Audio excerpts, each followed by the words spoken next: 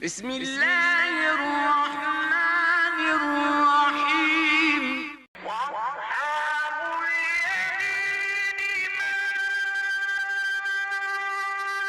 مَا أَصْحَابُ الْيَمِينِ بسم الله الرحمن الرحيم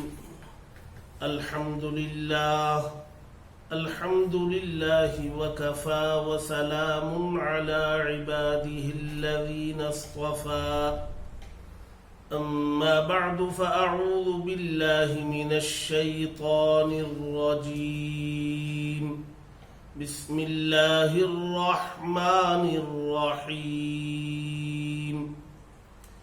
يا بني آدم قد أنزلنا عليكم لباسا يواري سوآتكم وريشا ولباس التقوى ذلك خير ذلك من آيات الله لعلهم يذكرون صدق اللہ العظیم. معزز حاضرین، قرآن مجید کا پارہ نمبر 8 اور سورہ اعراف کی آیت نمبر 26 پڑھی گئی. اس آیت میں اللہ تبارک و تعالی اپنی ایک عظیم نعمت کا تذکرہ فرما رہے ہیں. عام طور سے مسلمان بہت بڑی تعداد میں جن کا تعلق دین و مذہب سے کم ہوتا ہے، دینی معلومات سے واقفیت کم رکھتے ہیں، وہ عام طور سے یہ سوچتے ہیں کہ قرآن مجید میں اللہ تبارک و تعالیٰ کے کلام میں، اس کتاب میں صرف عبادات سے متعلق احکامات ہوتے ہیں.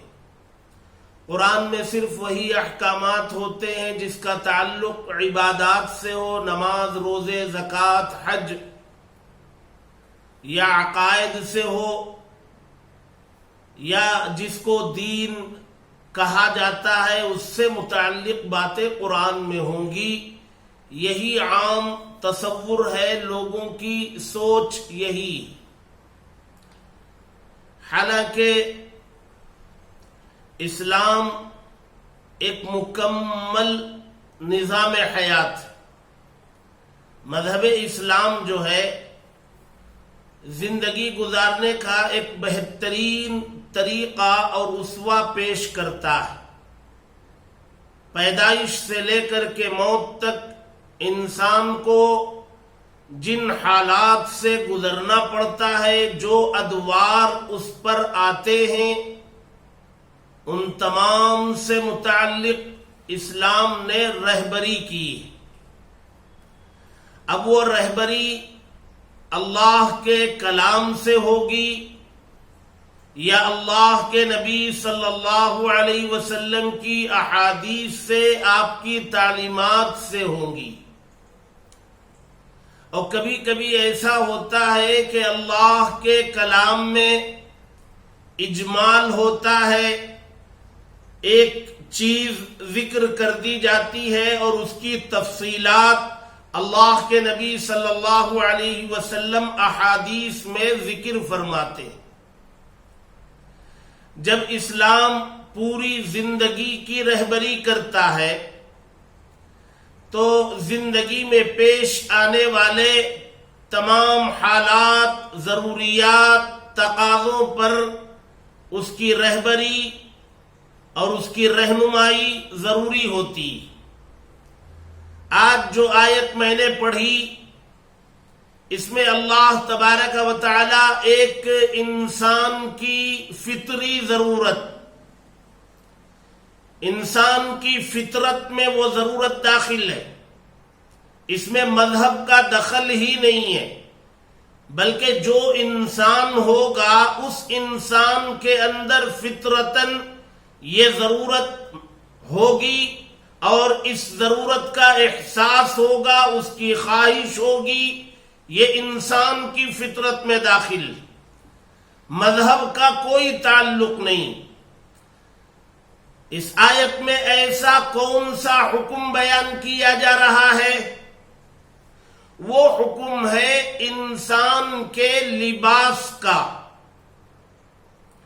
انسان جو لباس اپنے بدن پر پہنتا ہے، وہ انسان چاہے مرد ہو چاہے عورت، مذہب کا ذکر نہیں کیا جا رہا۔ یہ کہا جا رہا ہے کہ انسان کی ضرورت ہے لباس، کپڑوں کا پہننا، یہ انسانوں کی ضرورت ہے۔ اللہ تبارک و تعالی نے چونکہ اسلام کو ایک مکمل نظام حیات بنایا ہے، تو لباس سے متعلق بھی احکامات دیے گئے ہیں، قرآن میں بھی اور اللہ کے نبی صلی اللہ علیہ وسلم کی احادیث اور تعلیمات میں بھی۔ بعض لوگ یہ کہتے ہیں کہ بھئی لباس کا تعلق حالات اور مقامات سے ہوتا ہے، کسی علاقے کے حالات کچھ ہیں، کہیں کے تقاضے کچھ اور ہیں، تو انسان کو اس میں آزادی ملنی چاہیے، حالات اور مقام کے تقاضوں کے مطابق وہ اپنا لباس اختیار کر لے، اس میں مذہب کا دخل نہیں ہونا چاہیے۔ بعض لوگ یہ پروپیگنڈا کرتے ہیں، یہ پروپیگنڈا غلط ہے۔ یقیناً انسان کی فطری ضرورت ہے، لیکن اس فطری ضرورت میں بھی شریعت کی رہبری کی ضرورت ہے، شریعت کی رہنمائی کی ضرورت ہے۔ لہذا شریعت نے، مذہب اسلام نے اس ضرورت کو محسوس کیا، اور اللہ تبارک و تعالی نے اپنے کلام میں انسان کے لباس سے متعلق ضروری ہدایتیں ارشاد فرمائیں۔ اور یہ جو آیت پڑھی گئی، اس آیت میں اللہ تبارک و تعالی انسانوں کے لباس سے متعلق ہدایات ارشاد فرما رہے ہیں۔ ہے نا تعجب کی بات، ہے نا چونکا دینے والی بات؟ کہاں اللہ تبارک و تعالی کی ذات، کہاں اللہ تبارک و تعالی کا کلام، اور کہاں اس کلام کے اندر انسان کے پہنے جانے والے لباس سے متعلق ہدایات؟ جی، اسلام مکمل نظام حیات ہے۔ اللہ کے نبی صلی اللہ علیہ وسلم کے زمانے میں یہودی اس کا مذاق اڑاتے تھے، طعنہ دیتے تھے صحابہ کو کہ آپ کے نبی بھی عجیب و غریب ہیں، کہ استنجا لینے کا طریقہ تک سکھلاتے ہیں، بتلاتے ہیں۔ اس زمانے میں پانی کی کمی تھی اور مٹی کے ڈیلوں سے استنجا کیا جاتا تھا، پاکی حاصل کی جاتی تھی ڈھیلوں سے۔ تو اللہ کے نبی صلی اللہ علیہ وسلم نے ڈھیلوں کے استعمال کا طریقہ صحابہ کو سکھلایا، اور یہودیوں کو اس پر تعجب ہوا، وہ اس کا مذاق اڑانے لگے کہ آپ تو کہتے ہیں کہ وہ اللہ کے نبی ہیں، اور وحی ان کے پاس آتی ہے، جبریل امین ان کے پاس تشریف لاتے ہیں، اور وہ اتنے اونچے مقام پر ہونے کے باوجود پاکی حاصل کرنے کا، استنجا کرنے کا طریقہ سکھلاتے ہیں۔ یہ ان کو تعجب تھا۔ تعجب کیوں ہے؟ ہمارا مذہب ہر موقع پر ہر ضرورت کی رہبری کرنے والا مذہب ہے۔ کوئی گوشہ زندگی کا ایسا نہیں ہے جہاں اسلام رہبری نہ کرتا ہو، جہاں مذہب اس کی تعلیمات سے آگاہ نہ کرتا ہو، ایسا کوئی گوشہ نہیں۔ لہذا اس آیت میں اللہ تبارک و تعالی نے لباس سے متعلق ہدایات دی، اور یہ آیت دراصل اس سے پیچھے حضرت آدم علیہ السلام حضرت حوا علیہ السلام کا واقعہ گزرا.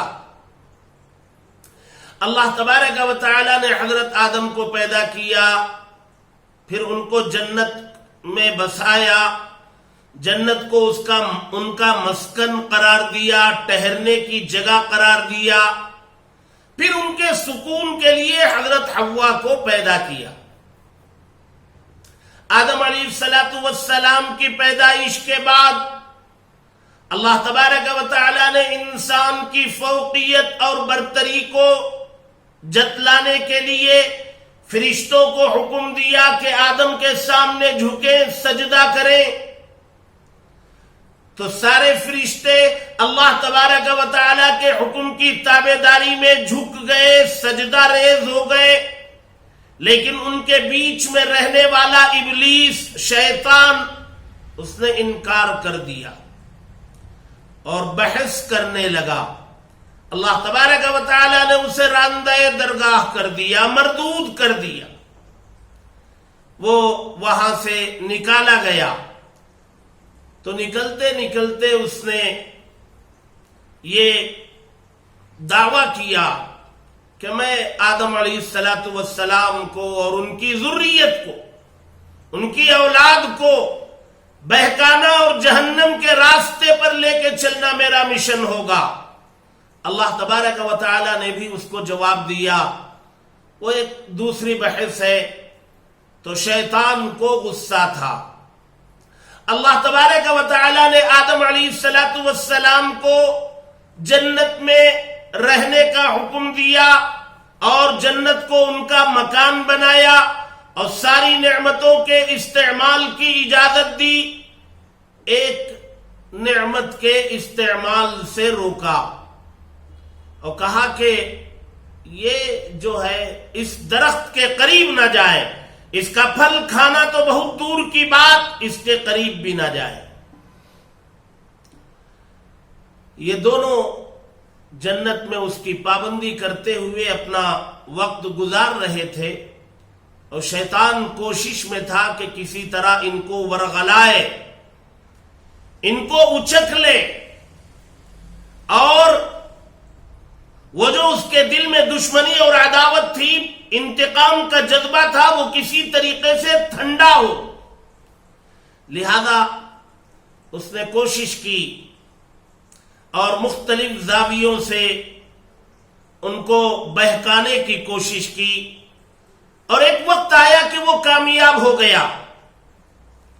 اللہ تبارک و تعالی نے قرآن مجید میں اس واقعے کے تذکرہ کرتے ہوئے جن الفاظ کا استعمال کیا، اس سے پتہ چلتا ہے کہ حضرت آدم علیہ السلام کی طرف غلطی کی نسبت نہیں کی جا سکتی. اللہ تبارک و تعالی نے قرآن میں کہا فَأَزَلَّهُمَا الشَّيْطَانُ، شیطان نے ان کو بہکا دیا، پھسلا دیا، کامیاب ہو گیا وسوسہ ڈالنے میں. اور ایک جگہ فرمایا فَنَسِيَ وَلَمْ نَجِدْ لَهُ عَزْمًا، آدم علیہ السلام بھول گئے اور اس پھل کے کھانے میں ان کے دل میں کوئی عزم نہیں تھا.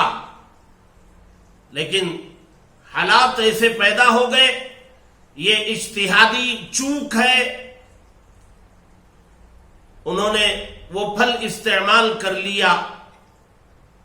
استعمال جیسے ہی کیا، وہ جو لباس اللہ تبارک و تعالی نے جنتی لباس ان دونوں کو عطا کیا تھا، حضرت آدم، حضرت حوا علیہ السلام، ان دونوں کو جو جنتی لباس ملا تھا، جو اپنے بدن پر زیب تن کیے ہوئے تھے، اس پھل کے استعمال سے وہ لباس اتر گیا. شاید اس پھل کی تاثیر تھی کہ وہ پھل استعمال کرتے ہی لباس اتر گیا. اور ان دونوں نے دیکھا کہ جب لباس اتر گیا تو ان کو بڑی شرمندگی محسوس ہوئی، اور جنت کے درختوں کے پتوں کو لے کر اپنے بدن کو ڈھانکنے لگے اور یہ قرآن میں اللہ تبارک و تعالی نے ذکر کیا وَطَفِقَا يَخْصِفَانِ عَلَيْهِمَا مِنْ وَرَقِ الْجَنَّةِ، ورق کہتے ہیں پتے کو، جنت کے پتوں سے اپنے بدن کو ڈھانکنے لگے۔ معلوم یہ ہوا کہ پہلے انسان آدم علیہ السلام اور ان کی اہلیہ حضرت حوا علیہ السلام جب اس پھل کے استعمال کے نتیجے میں لباس اترا تو وہ لباس کے اترنے کو انہوں نے برداشت نہیں کیا، ان کی غیرت نے گوارا نہیں کیا، حالانکہ وہاں کوئی اور دیکھنے والا بھی نہیں تھا، لیکن باوجود اس کے ان کی غیرت نے لباس کے اترنے کو برداشت نہیں کیا، اور سامنے جو چیز نظر آئی جس سے اپنا بدن وہ چھپا سکتے تھے وہ جنت کے درختوں کے وہ ورق تھے، جنت کے درختوں کے پتے تھے، ان کو وہاں سے توڑا اور اپنا بدن چھپانے لگے۔ اور پھر اللہ تبارک و تعالی نے ان دونوں کو زمین پر اتار دیا، اترنے کا حکم دیا۔ پھر اترتے اترتے اللہ تبارک و تعالی نے کہا زمین پر اترو، تم ایک دوسرے کے دشمن ہوگے، بعضکم لبعض عدو۔ اگر اس خطاب میں شیطان داخل ہے تو شیطان اور انسان کی دشمنی، اور اگر شیطان داخل نہیں ہے تو انسانوں کی آپسی دشمنیاں مراد ہیں۔ لہذا شیطان نے پہلا حملہ جو انسان پر آدم علیہ السلام پر کیا، وہ پہلا حملہ کیا تھا؟ وہ لباس کے اتارنے کا تھا۔ ایسے عمل کی طرف ان دونوں کی رہبری کر دی، اس کام کی طرف ان دونوں کو لے جانے میں کامیابی حاصل کر لی شیطان نے، جس کام کے کرنے کے بعد ان کا لباس اتر گیا۔ تو اللہ تبارک و تعالی نے زمین پر اتار دیا۔ پھر اس پورے واقعے کے بعد یہاں اللہ تبارک و تعالی نے لباس سے متعلق ہدایت ارشاد فرمائی۔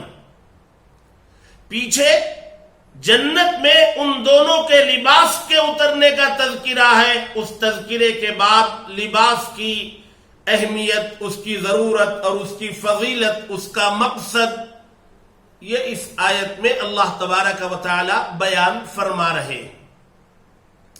لہذا یہ کہنا کہ لباس انسان کی ضرورت ہے اور انسان کو اس میں آزادی ملنی چاہیے، یہ سوچ اسلامی نہیں۔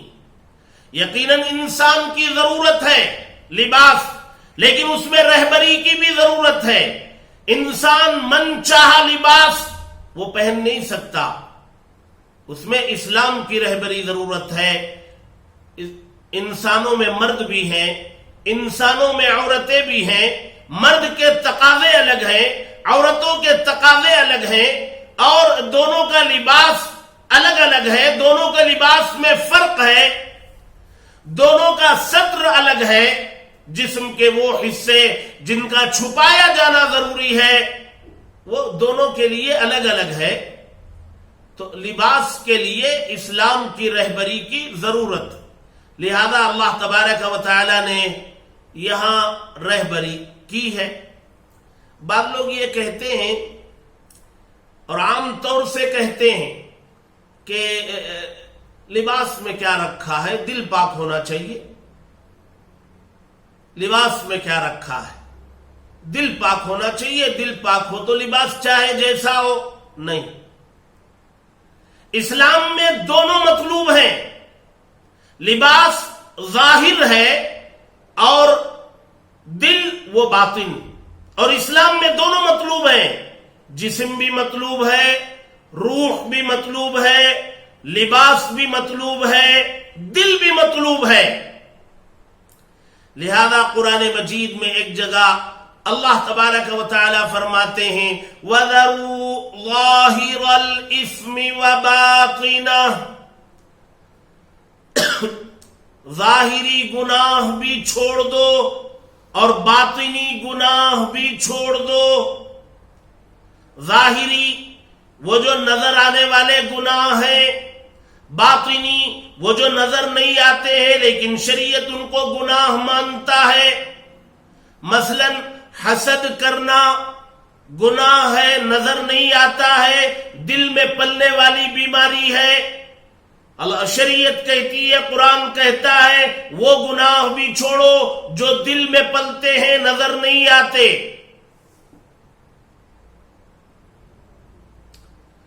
دونوں مطلوب ہیں، باطن کی پاکی صفائی بھی مطلوب ہے، اس کا ظاہری لباس اور ظاہری لباس کی پاکی صفائی شریعت میں یہ بھی مطلوب ہے۔ اس کی بہت اچھی مثال علماء نے لکھی ہے، لکھا ہے کہ کسی کوئی پھل ہو اور پھل کے اوپر داغ نظر آئے، پھل پر داغ کا نظر آنا اس بات کی علامت ہے کہ یہ پھل اندر سے خراب ہے۔ لہذا جب ہم پھل خریدتے ہیں تو داغ والے پھلوں کو الگ کر دیتے، بے داغ پھل ترازو میں چڑھاتے۔ داغ والے پھل کیوں الگ کرتے ہیں؟ اسی لیے کرتے ہیں کہ یہ داغ علامت ہے اندر کی خرابی پر۔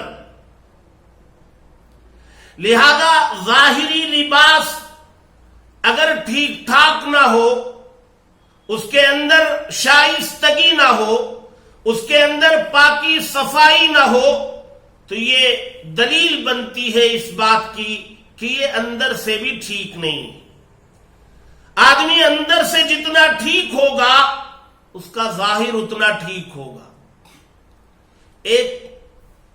ایک آدمی ہے، اللہ کے نبی صلی اللہ علیہ وسلم نے فرمایا کہ جب بندہ کوئی گناہ کرتا ہے تو دل پر ایک کالا نقطہ لگتا ہے۔ تو جب آدمی گناہ کرے اور دل پاک و صاف ہو، اس پر کالا نقطہ لگے تو آدمی بے چین ہوتا ہے، اللہ کا بندہ بے چین ہوتا ہے، داغ لگ گیا، توبہ استغفار کر کے دھلنے کی کوشش کرتا ہے۔ لیکن اگر دل پر 20 داغ لگے ہوں، ایک اور نیا داغ لگ جائے تو اسے احساس نہیں ہوتا۔ اسی طریق پر ظاہری لباس کا حال کہ دل اگر پاک ہے تو اس کا عکس لباس پر ظاہر ہوتا ہے، اور دل میں اگر گندگی خرابی ہے تو لباس پر ظاہر ہوتا ہے۔ تو باطن کا اثر وہ ظاہر سے نظر آتا ہے۔ اور اسی لیے اللہ تبارک و تعالی نے قرآن مجید میں سورہ مدثر جو ابتدائی وحی میں جس کا شمار ہے، سورہ مدثر کا شمار ابتدائی وحی میں ہے، شروع میں نازل ہونے والی وحی ہے۔ اس سورہ مدثر کی ابتدائی آیتوں میں اللہ تبارک و تعالی نے نبی کو خطاب کرتے ہوئے فرمایا یا ایھا المدثر قم فانذر وربک فکبر وثیابک فطہر۔ اے مدثر، اے کملی اوڑھنے والے، قم، کھڑے ہو جاؤ اور اللہ سے ڈرانے کا کام کرو اور اللہ کی بڑائی بیان کرو اور اپنے کپڑوں کو پاک و صاف رکھو۔ یہ ابتدائی وحی میں اس کی طرف توجہ دلائی گئی۔ معلوم ہوا کہ ظاہر بھی مطلوب ہے اور ظاہر کا اثر باطن پر بھی پڑتا ہے۔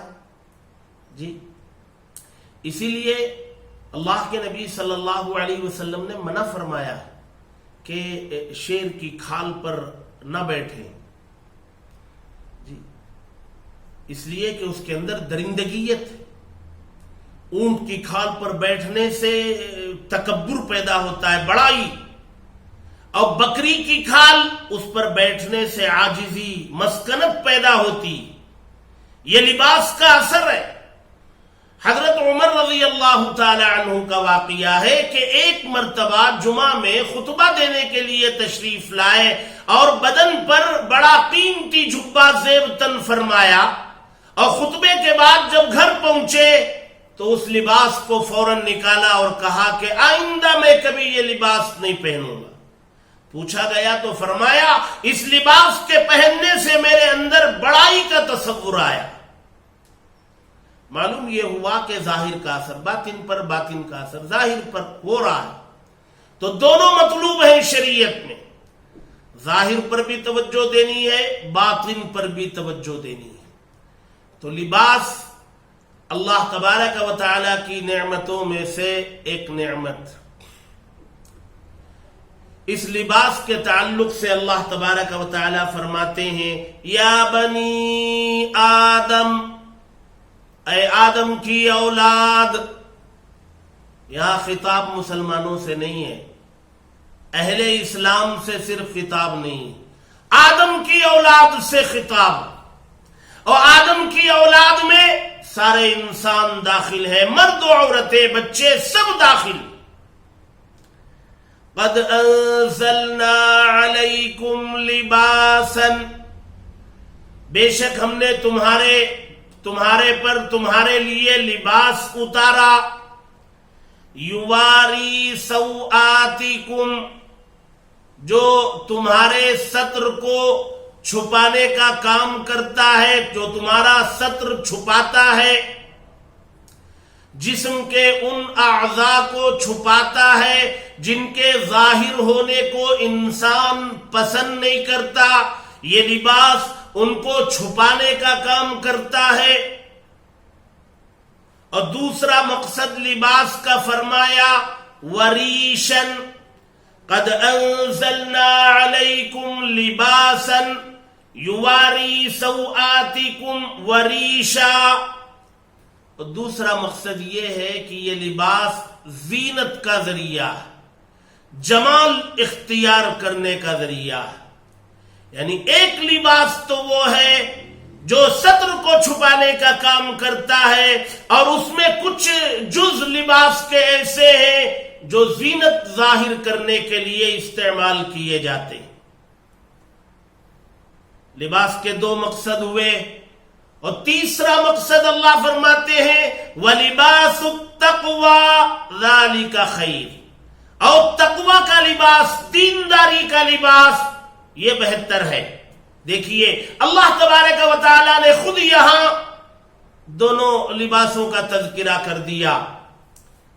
ستر کو چھپانے والا وہ ظاہری لباس ہے، اور زینت کو ظاہر کرنے والا لباس وہ ظاہری لباس، اور تیسرا وَلِبَاسُ التَّقْوَى یہ باطنی لباس، یہ اندرونی لباس ہے، یہ دینداری کا لباس۔ اور اللہ تبارک و تعالی فرما رہے کہ یہ تقوی کا لباس یہ بہتر ہے۔ ذالک من آیات اللہ، یہ اللہ تبارک و تعالی کی نشانیوں میں سے ہے، لعلہم یذکرون، اور یہ نشانیاں اللہ تبارک و تعالی اس لیے بتلائیں، اس لیے عطا کیے تاکہ بندہ اس سے نصیحت حاصل کرے۔ یہ آیت کا ترجمہ میں نے کیا ہے، اور اس سے پہلے میں نے تمہید پوری بتلائی ہے کہ اسلام ضابطۂ حیات ہے، وہ کسی گوشے کو چھوڑتا نہیں۔ اللہ کے کلام میں نماز روزے سے متعلق ہی فقط احکامات نہیں، انسانی ضروریات سے متعلق ہدایات بھی اسی کلام میں موجود ہیں، لہذا لباس کا تذکرہ اللہ کے کلام میں۔ میں ان بنیادی باتوں کے بعد آیت میں نے پڑھی اور ترجمہ کیا ہے۔ انشاءاللہ اس کے بعد والی مجلس میں یہ ستر کو چھپانے والا کیسے ہوگا، اور زینت کو ظاہر کرنے والا لباس کیسے بنے گا، اور تقوی کے لباس سے کیا مراد ہے، تو انشاءاللہ اس کے بعد والی مجلس میں ذکر کرنے کی کوشش کروں گا۔ اللہ تبارک و تعالی قرآن مجید میں بیان کردہ احکامات پر ہم سب کو کامل یقین عطا فرمائے، اور اس پر عمل کا جذبہ ہم سب کے اندر پیدا فرمائے۔ آمین وآخر دعوانا ان الحمدللہ رب العالمین۔ سوال ہے کیا زکوٰۃ کا پیسہ مسجد میں لگا سکتے ہیں؟ مسجد کی ضروریات کی تکمیل میں زکوٰۃ کا پیسہ دے سکتے ہیں؟ نہیں، زکوٰۃ کا پیسہ اس مستحق بندے کو، مومن بندے یا بندی کو جو مستحق ہوں، ان کو زکوٰۃ کا پیسہ دے کر ان کو مالک بنانا ضروری ہے۔ مستحق نہ ہو جی تو زکوٰۃ ان کو نہیں دی جا سکتی، اور مالک بنانے کا جہاں عمل نہیں ہو رہا ہو زکوٰۃ وہاں لگتی نہیں۔ آپ مسجد کی تعمیر میں، اس کی ضروریات میں لگائیں گے تو یہاں ایک تو استحقاق نہیں ہے، پھر جو ہے وہاں تملیک نہیں ہے، لہذا مسجد کے کسی کام میں یا مدرسے کی عمارت کی تعمیرات میں زکوٰۃ کی رقم نہیں لگ سکتی۔ نمبر 2، بعض مرتبہ ایسا ہوتا ہے کہ کوئی میت سامنے آ گئی، لاوارث ہے، اس کی تکفین و تدفین کا مسئلہ ہے، کفن وغیرہ دینا، غسل کے اخراجات، تدفین کے اخراجات وغیرہ ہے، کیا زکوٰۃ کی رقم اس پر خرچ کی جا سکتی ہے؟ یہاں بھی وہی بات ہے، وہ تو مردہ ہے، مرا ہوا ہے، تو پیسہ اس کے اوپر خرچ کیا جا رہا ہے تو تملیک تو نہیں ہے، مالک بنانا یہاں بھی نہیں پایا جا رہا ہے، تو مسجد میں لگانے کا جو حکم ہے وہ حکم یہاں بھی وہی حکم ہے کہ یہاں بھی زکوٰۃ لگانا جائز نہیں ہے، زکوٰۃ کی رقم اس پر بھی خرچ نہیں ہوتی۔ ایک اہم سوال یہ ہے کہ کوئی بندہ ہمارا مقروض ہوتا ہے، ہم نے کسی کو قرض دے رکھا ہے، کچھ ہزار روپے ہم نے کسی کو دے رکھے ہیں، اب وہ واپس لوٹا نہیں پا رہا ہے، تو ہمارے دل میں آتا ہے کہ بھی چلو اس سال جو مجھے زکوٰۃ دینی ہے وہ زکوٰۃ کی رقم میں منہا کر دوں، میں یہ سوچ لوں کہ بھئی جو وہ دینا ہے وہ زکوٰۃ میں ہو گئی رقم، اب اسے مجھے لوٹانے کی ضرورت نہیں، وہ زکوٰۃ میں لیس کر لی جائے گی۔ دیکھیے، زکوٰۃ کی رقم جب دی جاتی ہے تو دینے کے موقع پر زکوٰۃ کی نیت ضروری، بولنا ضروری نہیں ہے، نیت کر لینا ضروری ہے کہ یہ رقم میں زکوٰۃ کی دے رہا ہوں۔ لہذا جب قرض دیا تھا تو زکوٰۃ کی نیت نہیں تھی، جب دیتے وقت زکوٰۃ کی نیت نہیں تھی، تو آج نیت کر لینے سے وہ زکوٰۃ میں شامل نہیں ہوگی، محسوب نہیں ہوگی، زکوٰۃ الگ سے دینا پڑے گا۔ اللہ تبارک و تعالی ہم سب کو عمل کی توفیق نصیب کرے۔ وآخر دعوانا ان الحمد للہ۔